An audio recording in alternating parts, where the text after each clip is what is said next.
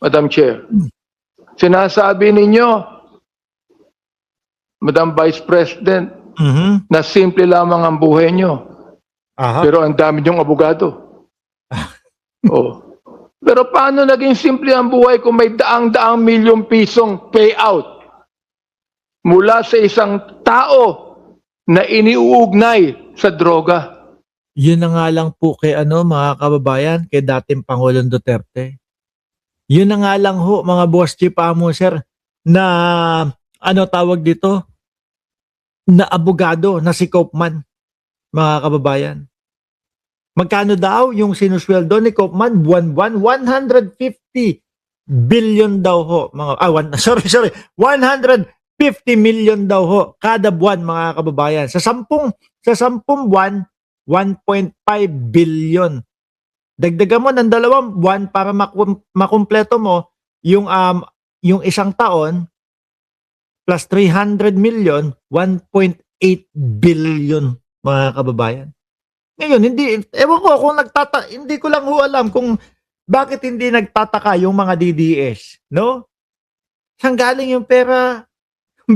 Bakit ganun kalaki? Isang taon lang, 1.8 billion yung, ngayon po, ilang taon na nakakulong ang dating Pangulong Duterte? Isang taon at isang buwan na ho, mga kababayan. O, di ba?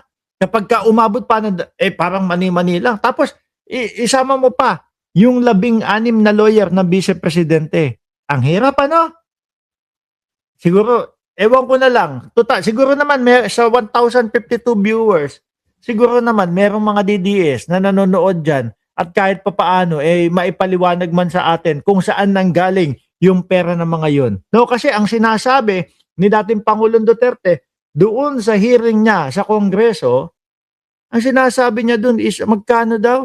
Pamasahe lang? O kung magkano lang?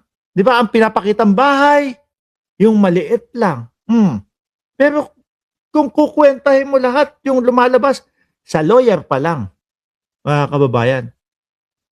Parang ang hirap na pong ipaliwanag kung saan nanggaling yung billion-billion na yun. At sa Pogo. Transparency is a must, Madam Chair. Ang sabi nga po, na sinabi ko na nung una kong manifestation dito, 2 konstitusyon na pinapaniwalaan ko.